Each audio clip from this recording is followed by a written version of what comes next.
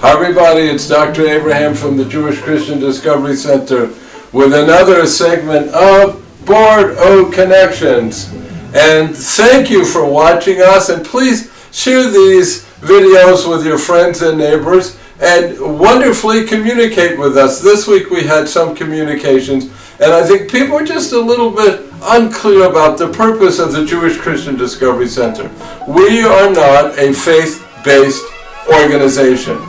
Our goal is education, and the goal is to show indeed connections between Jews and Christians.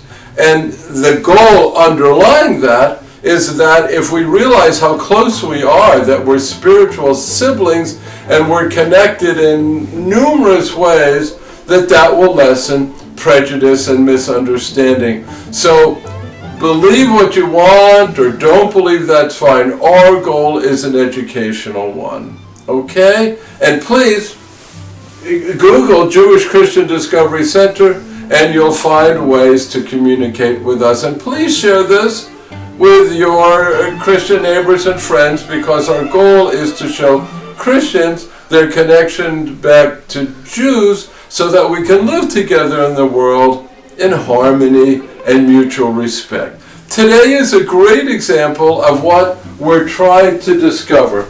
If you go to a Jewish synagogue or temple during the week or on the Sabbath day, and you walk in, you will see people wearing this or this. It's kind of just different a little bit, but the same. It's called a Tallit in Hebrew, or a Tallis in Yiddish, or in English, a prayer shawl. And the blessing is here. I won't say it in Hebrew, I'll say it in English. Blessed are you, Lord our God, King of the universe, who has sanctified us through your commandments and commanded us, the Hebrews, lehitatev ba'tzitzit. So, as you put this on, you're literally saying, God, you made us holy, and we're supposed to wrap ourselves up in this prayer shawl. So that's the way it's put on. Some people, and I used to do this too, flip it over like this. And as you can see, what it does is you are wrapped up in this prayer shawl, which is supposed to place you in the mood of spirituality. So this is not something you put on to work outside. It's not something you put on to do exercise. It's something you put on to pray. All right?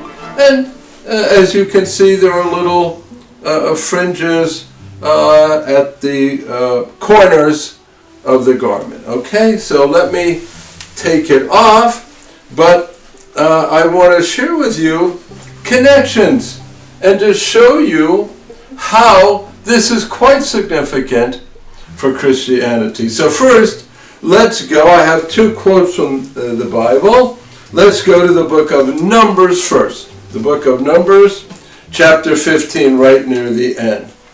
The Lord said to Moses as follows, "Speak to the Israelite people and instruct them to make for themselves fringes on the corners of their garments throughout the generations. Let them attach a cord of blue to the fringe at each corner. That shall be your fringe. Look at it and recall all the commandments of the Lord and observe them, so that you do not follow your heart and eyes and your lustful urge. Thus you shall be reminded to observe all my commandments and be holy to the Lord your God. I am the Lord your God, who brought you out of the land of Egypt to be your God. I, the Lord, your God." So it's absolutely clear that early on, the teachers and the ancestors of Judaism said, listen, you need special vestments, if you will, when you're going to pray. And it gives you reasons for doing that, to remind you that you're holy. And by the way, even though you as an individual, when you go to services, may not wear this, look at the people leading the service. Quite often they have special vestments on, which give them an aura of holiness. It helps them lead the service. So this is not unique to Judaism. However, I want to show you a major connection. So let's go back a second.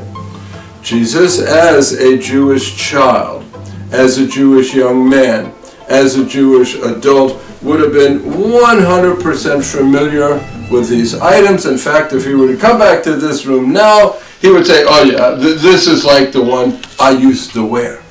And he wore these all the time.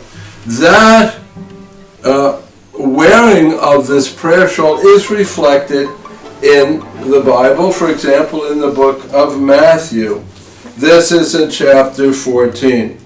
When they had crossed over, they came to the land of Gennesaret, and when the people of that space recognized him, they sent out into all that surrounding region, brought to him all who were sick, and begged him that they might only touch the hem of his garment, and as many touched it were made perfectly well.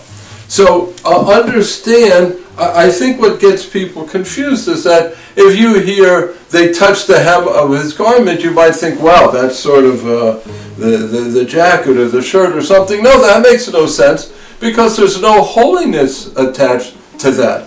But there is holiness attached to these garments, that the fringes, as I read to you from the book of Numbers, were already considered holy.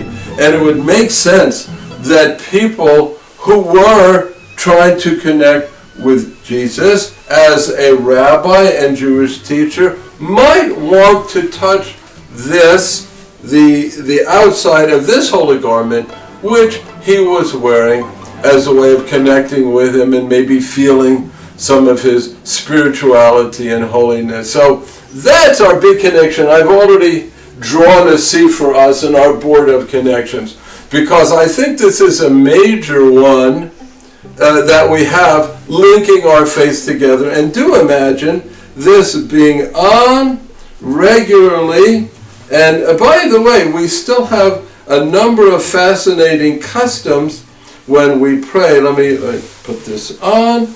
That people will, one of the customs is to gather the fringes and wrap it around your right or left index finger and kiss it like this. Another one is to take this, and when we're called up to the Torah, to kiss the Torah as well. So we still practice this spirituality based on this Tallit, or this prayer shawl. And what we want our Christian friends to appreciate and maybe have this moment of insight is, oh, I get it now. This was a garment that they were talking about, that people wanted to touch, to feel the spirituality and holiness of Jesus. And that's what connects us together.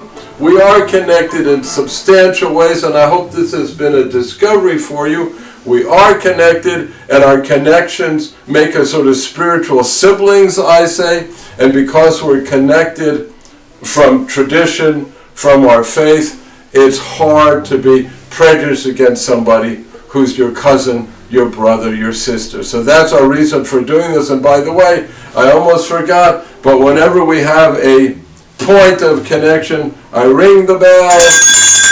So I'm ringing the bell now. I hope this has been good for you and insightful and meaningful. Please, again, contact us, Jewish Christian Discovery Center. Next month, we're going to talk about the many connections between Passover and Easter.